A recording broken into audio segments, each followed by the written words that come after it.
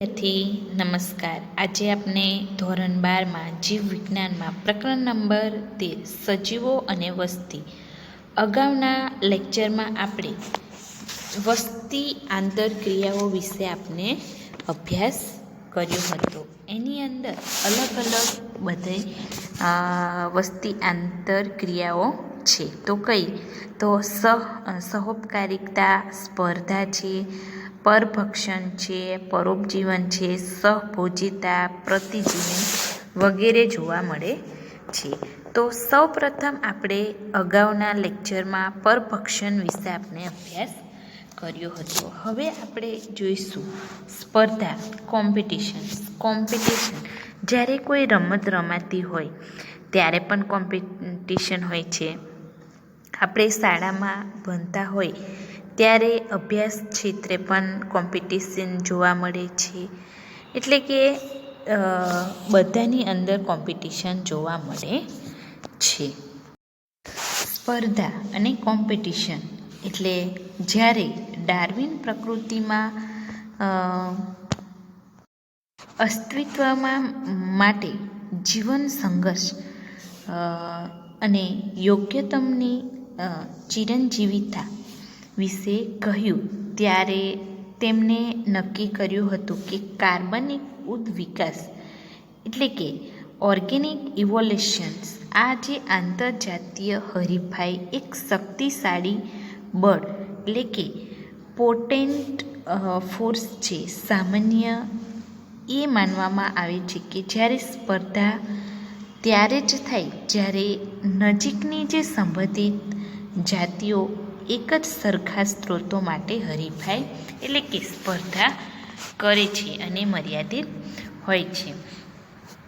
આપણે જોઈએ એટલે કે કયા વૈજ્ઞાનિકે ડાર્વિન જે પ્રકૃતિમાં એટલે કે આપણી આજુબાજુ જે પ્રકૃતિ રીતના કોઈ બી વસવાટ કરેલો હોય ત્યાં ગાડી કાં તો અસ્તિત્વ માટે જીવન સંઘર્ષ એટલે કે સ્ટ્રગલ ફોર એક્સિસ્ટન્સ એટલે કે આપણું જે જીવન સંઘર્ષ હોય છે તે, અને યોગ્યતમની ચિરંજીવિતા એટલે કે યોગ્ય પ્રમાણે ચિરંજીવિતા હોઈ શકે છે. તેમજ સર્વાઈવલ ફિટ ટેસ્ટ વિશે કહ્યું. કોને કહ્યું? તો ડાર્વિને. તેમને નક્કી કર્યું હતું કે કાર્બનિક ઉદ્વિકાસ એટલે કે જે કાર્બનિક રીતના ઉદ્વિકાસ થઈ શકે, ઓર્ગેનિક ઇવોલ્યુશન્સમાં આંતરજાતીય જે પોતાની રીતના આંતરજાતીય જે હોય છે હરીફાઈ એક શક્તિશાળી બળ પોટેન્ટ ફોર્સ હોય છે. સામાન્ય એ માનવામાં આવે છે કે જ્યારે સ્પર્ધા ત્યારે જ થાય કે સામાન્ય રીતે આપણે જોઈ શકીએ છીએ કે કોઈ બી રમત હોય તો સ્પર્ધા ક્યારે થાય? ત્યારે જ થાય જ્યારે નજીકની જે સંબંધિત જાતિઓ એક જ સરખા સ્ત્રોતો માટે હરીફાઈ એટલે કે સ્પર્ધા કરે છે. અને અમુક મર્યાદિત જ હોય છે કે સ્પોર્ટમાં એટલે કે કોઈ બી ક્રિકેટ ટીમ હોય કે કોઈ બી સ્પર્ધા હોઈ શકે તો એની અંદર મર્યાદિત વ્યક્તિ લેવામાં આવે છે. તો આની અંદર પણ હરીફાઈ સ્પર્ધા કરે તો છે જ, પણ કેવું છે મર્યાદિત હોઈ શકે છે. પરંતુ તે સંપૂર્ણપણે નથી એટલે કે સંપૂર્ણપણે હોતું નથી. તો પહેલી વાત તો એ છે કે સંબંધિત ન હોય તેવી જાતિઓ પણ એક જ સરખા સ્ત્રોતો માટે સ્પર્ધા કરી શકે છે. એક જ જાતિમાં એવું બની શકે છે. દ્રષ્ટાંત માટે દક્ષિણ અમેરિકાના કેટલાક છીછરા તળાવો એટલે કે જે દક્ષિણ અમેરિકા બાજુ તમે જોયું હશે તો છીછરા તળાવો એટલે કે એ કેવા હોય કે છીછરા તળાવો જોવા મળે. તેની અંદર સ્લો સાઉથ અમેરિકન લેક્સમાં મુલાકાત લેતા આંગતુંગ એટલે કે સુરખાબ, જ્યાં આપણે સુરખાબ કઈ સાઈડ? તો દક્ષિણ અમેરિકા સાઈડ જે અમુક તળાવો જોઈએ તો તેની અંદર આપણે મુલાકાત લઈએ તો આંગથોંગ સુરખાબ જોવા મળે. તો ફ્લેમિંગો અને ત્યાંની સ્થાનિક આવાસી માછલીઓ જે છે, એટલે કે ત્યાં આગળ રહેતી હોય તે માછલીઓ, રેસિડેન્ટ ફિશિસ, તેમના સામાન્ય ખોરાક જે પ્રાણી પ્લવકો, એટલે કે જે પ્રાણી પ્લવકો જોવા મળે છે. માટે તળાવમાં સ્પર્ધા કરે છે. શાની અંદર કરી શકે છે? આ બધું જે છે પ્રાણી પ્લવકો છે, માછલીઓ છે, એ તળાવની અંદર સ્પર્ધા કરી શકે છે. બીજી વાત એ છે કે સ્પર્ધાના જે સ્ત્રોતોનું મર્યાદિત હોવું આવશ્યક નથી. અને દખલગીરીની સ્પર્ધા એટલે કે ઇન્ટરફેરન્સ કોમ્પિટિશનમાં એક જાતિની જે ખોરાક લેવાની જે કાર્યક્ષમતા, એટલે કે ફીડિંગ એફિશિયન્સી, જે બીજી જાતિની દખલયુક્ત અને અવરોધક હાજરી, એટલે કે ઇન્ટરફેરિંગ એન્ડ ઇનહેબિટરી પ્રેઝન્સને કારણે ઘટી શકે છે. એટલે કે દખલયુક્ત કરી શકતા હોય અને અવરોધક હાજરીના કારણે આ થઈ શકે છે. ભલે એ સ્ત્રોતો ખોરાક અને જગ્યા, એટલે કે ફૂડ એન્ડ સ્પેસ, જે વિપુલ માત્રામાં ઉપલબ્ધ હોય છે, એટલે કે આટલું જ આપવાની, એટલે કે વિપુલ પ્રમાણની માં હોઈ શકે છે. મર્યાદિત પ્રમાણે આ વસ્તુ હોઈ શકે છે. ત્યારબાદ જોઈએ એવી સ્પર્ધાને એક એવી પ્રક્રિયા રૂપે સારી રીતે વ્યાખ્યાયિત તમે કરી શકાય છે કે જેમાં એક જ જાતિની યોગ્યતા, જે વૃદ્ધિના આંતરિક દર, એટલે કે આરના અર્થમાં તેનું માપન, એટલે બીજી જાતિની હાજરીમાં નોંધપાત્ર રીતે, એટલે કે સિગ્નિફિકન્ટલી ઘટી જાય છે. એટલે કે આપણે જોઈએ તો અહીંયા એક જ જાતિની કોઈ પણ એક જ જાતિ યોગ્યતા પ્રમાણે તો વૃદ્ધિના આંતરિક દર આરના અર્થમાં તેનું માપન કરી શકીએ કે કેટલું હોય છે એ માપન કરી શકીએ. પછી બીજી જાતિની જે હાજરીમાં નોંધપાત્ર રીતે શું થઈ શકે? ઘટી જાય છે. અને પ્રયોગશાળામાં કરવામાં આવેલ પ્રયોગોમાં તેની સરખામણીનું સરળતાથી નિદર્શન કરાય છે. એટલે કે આપણે પ્રયોગશાળામાં આ વસ્તુ આપણે સરળતાથી જોઈ શકીએ છીએ. જેવું કે ગોસે એ બીજા પ્રયોગાત્મક પરિસ્થિતિવિદોએ કહ્યું કે જ્યારે સ્ત્રોતો મર્યાદિત હોય, એટલે કે મર્યાદિત પ્રમાણે અમુક મર્યાદા પ્રમાણ રીતના હોઈ શકે છે, તો સ્પર્ધાત્મક રીતે ઉત્તમ જાતિઓ છેવટે બીજી જાતિઓને દૂર કરી દેશે. અને બીજું છે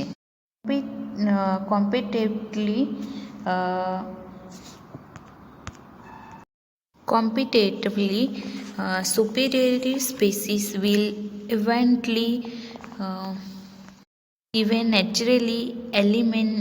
eliminate the other species.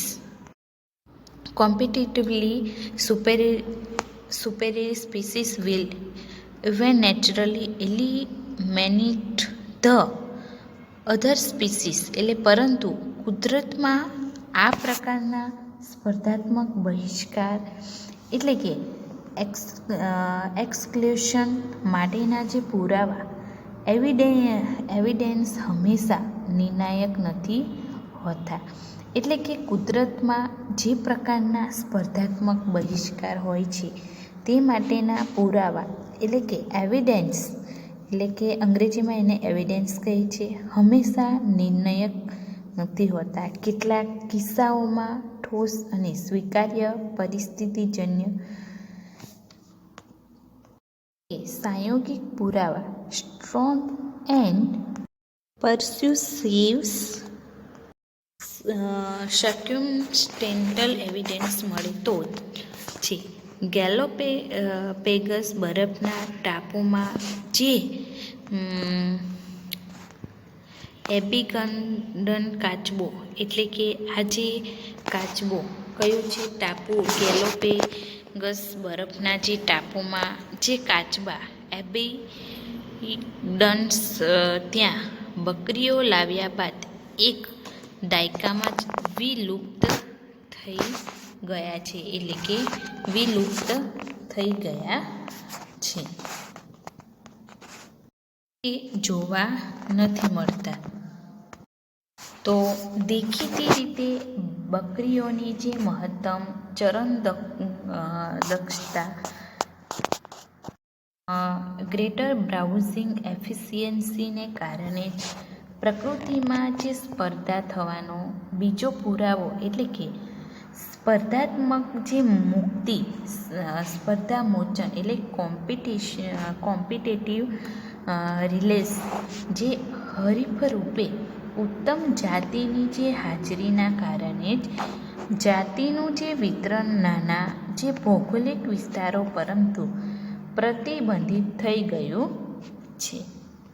એટલે કે અમુક હરીફ રૂપે હરીફાઈ થતી હોય અને ઉત્તમ જાતિની હાજરીના કારણે એટલે કે જે સારી જાતિ ઉત્તમ જાતિ હોય તો હાજરીના કારણે જ જાતિનું વિતરણ નાના ભૌગોલિક વિસ્તારો પૂરતું પ્રતિબંધિત થઈ ગયું છે.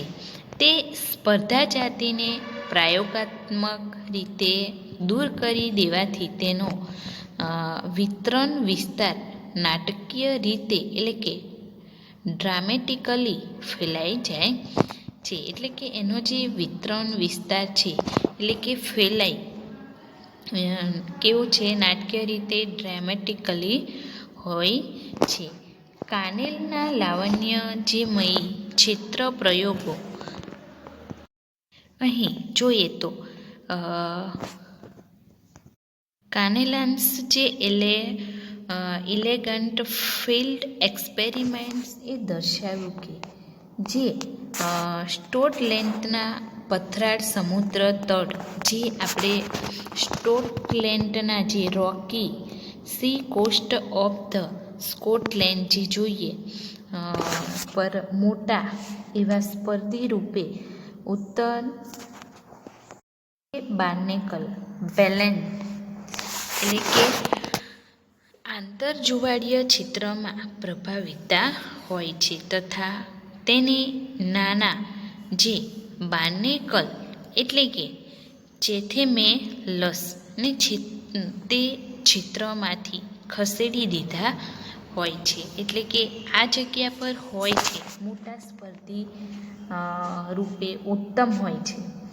આ એ જે કેવા છે ઉત્તમ હોય છે. તો આંતરજુવાળીય ક્ષેત્રમાં પ્રભાવિતા હોય છે તથા તેને શું કરે છે કે નાના જે બાર્નેકલ હોય છે તે ક્ષેત્રમાંથી એને કાઢી નાખે છે. અહીં સામાન્ય રીતે જે માંસાહારી કરતા તૃણાહારીઓ એટલે કે માંસાહારી કરતા હોય માંસ મટન ખાતા હોય અથવા તો તૃણાહારીઓ એટલે કે જે વનસ્પતિ ખાતા હોય છે તે વનસ્પતિઓ હરીફાઈ દ્વારા વધુ પ્રતિકૂળ રીતે અસરકારક જણાય છે. જે ગોસનો સ્પર્ધક નિષેધ નિયમ જે ગોસ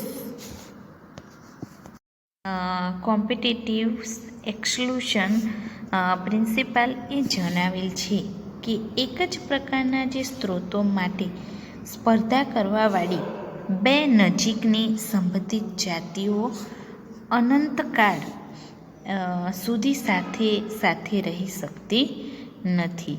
એટલે કે એક જ પ્રકારના સ્ત્રોતો માટે સ્પર્ધા કરતા હોય તો બે નજીકની સંબંધિત જાતિઓ અનંતકાળ સાથે નથી રહી શકતા કે સહ અસ્તિત્વ એટલે કોએક્ઝિટ ધરાવતી નથી અને અંતે સ્પર્ધાત્મક રૂપે નિમ્ન એટલે કે ઉતરતી જાતિને વિલુપ્ત કરી દેવામાં આવશે.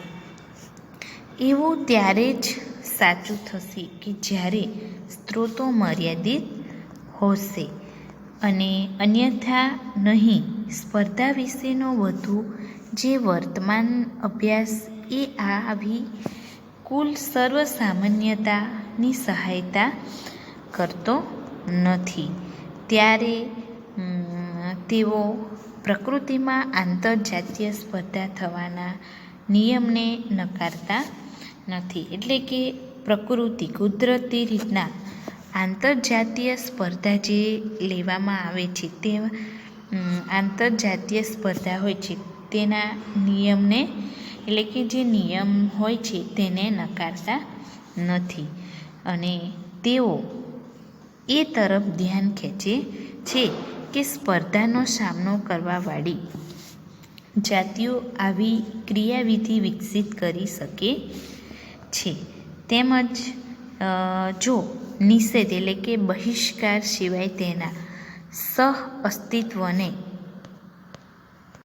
જે પ્રોત્સાહન આપે તો આવી એક ક્રિયાવિધિ સ્ત્રોત એટલે કે વિભાજન હોય છે. ઉદાહરણ તરીકે જો બે જાતિઓ એક જ સ્ત્રોત માટે સ્પર્ધા કરે છે, એટલે કે બે જાતિ હોય, કોઈ બી બે જાતિ હોય છે તો એક જ સ્ત્રોત માટે સ્પર્ધા કરી શકે છે. એટલે કે જોઈએ દાખલા તરીકે આપણે કોઈ અભ્યાસક્રમમાં બે એક જ જાતિ હોય છે તો તેના માટે એ સ્પર્ધા કરે છે તો તેઓ એના માટે અલગ અલગ અથવા તો સમય અથવા તો અલગ ચારણ કૌશલ્યો પસંદ કરીને સ્પર્ધાથી બચી શકે છે. તો જોઈએ આગળ. તો જો બે જાતિઓ એક જ સ્ત્રોત માટે સ્પર્ધા કરે છે તો તેઓ ખોરાક માટે અલગ અલગ જે સમય છે અથવા અલગ ચારણ કૌશલ્યો એટલે પસંદ કરીને સ્પર્ધાથી બચી શકે છે. તેમજ મેક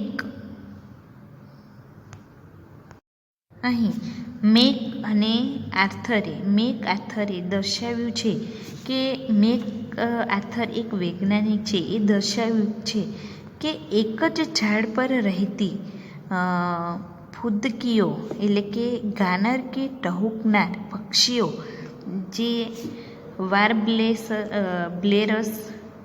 5 જે નજીકની સંબંધિત જાતિઓ સ્પર્ધાથી બચવા માટે સફળ રહી અને વૃક્ષ પર કીટકોના શિકાર જે શોધવાની તેમની ચારણ પ્રવૃત્તિઓમાં વ્યવહારિક ભિન્નતાઓના કારણે સાથે સાથે રહી શકે છે. તો શું કરી શકે? જ્યારે કે એક વૈજ્ઞાનિકે દર્શાવ્યું હતું મેક આર્થરે કે એક જ ઝાડ પર રહેતી 2-3 એટલે કે એક જ ઝાડ પર 2-3 જે પક્ષીઓ રહેતા હોય અને એની અંદર જે 5 નજીકની સંબંધિત જાતિઓ એટલે કે જે એક નજીકની જાતિઓ જોવા મળે છે એની અંદર સ્પર્ધાથી બચવા માટે સફળ રહી અને વૃક્ષ પર કીટકોનો જે શિકાર શોધવાની એની જે આવડત છે ચારણ પ્રવૃત્તિઓમાં વ્યવહારિક ભિન્નતાઓના કારણે સાથે સાથે રહી શકે છે. તો આ હતી એની સ્પર્ધા એટલે કોમ્પિટિશન સ્પર્ધા. તો આજનો લેક્ચર આપણે અહીં પૂર્ણ કરીશું. ધન્યવાદ.